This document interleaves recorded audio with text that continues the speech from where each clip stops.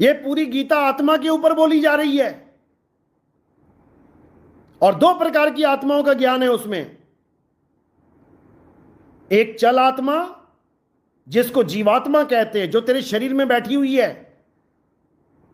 ये गंजी खोपड़ी में कंघा मारता है, इसीलिए मारता है, उस आत्मा की वजह से। और एक अचल आत्मा। अध्याय 2 24वां श्लोक, हे अर्जुन, यह आत्मा अचल है, यह आत्मा सदा स्थिर रहने वाली है। यह जीवात्मा की बात नहीं चल रही है, क्योंकि जीवात्मा का आना जाना सदा ही लगा रहता है। नाना प्रकार की योनियों में यह जीव जाता है। अच्छे से गीता पढ़। हे अर्जुन, तेरे और मेरे कई जन्म हो चुके हैं, और यह कहता है कि किसी का पुनर्जन्म नहीं होता। मैं इसको जानता हूं, सारे जन्मों को जानता हूं, तू नहीं जानता। क्यों? क्योंकि तू अज्ञानी है। यह आचार्य अज्ञानी है, इसलिए नहीं जान पा रहा है कि हमारे इतने जन्म हो चुके हैं। यह अज्ञानी है। ज्ञानी पुरुष जानते हैं कि जन्म होता है और होता रहेगा, जब तक अचल आत्मा के साथ ये जीवात्मा ना जुड़ जाए, जब तक इसको अचल परमात्मा ना मिल जाए, तब तक ये आता और जाता रहेगा।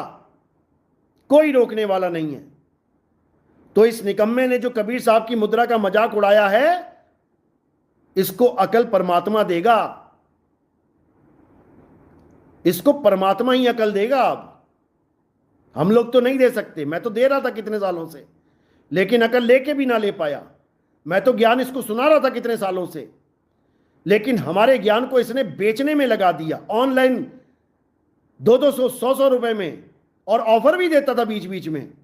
अब 200 नहीं, अब 100 रुपए में ये ज्ञान मिल रहा है। शर्म कर ले थोड़ी यार, शर्म कर ले। ऐसे ऐसे गुर्गे पाल रखे हैं, दिन में 10-10 फोन करते हैं भक्तों को, डोनेशन करो, डोनेशन करो, अरे भिखमंगो, डोनेशन अपने मन से की जाती है, अपने दिल से की जाती है, अपने भावों से की जाती है।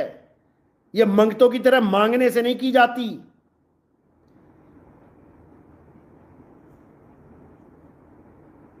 बना हुआ वेदांती। कबीर वाणियां पढ़। ब्रह्म बड़ा की जहां से आया, वेद बड़ा की जिन निर्माया, ई मन बड़ा की जही मन माना, राम बड़ा की राम ही जाना। जिस ब्रह्म की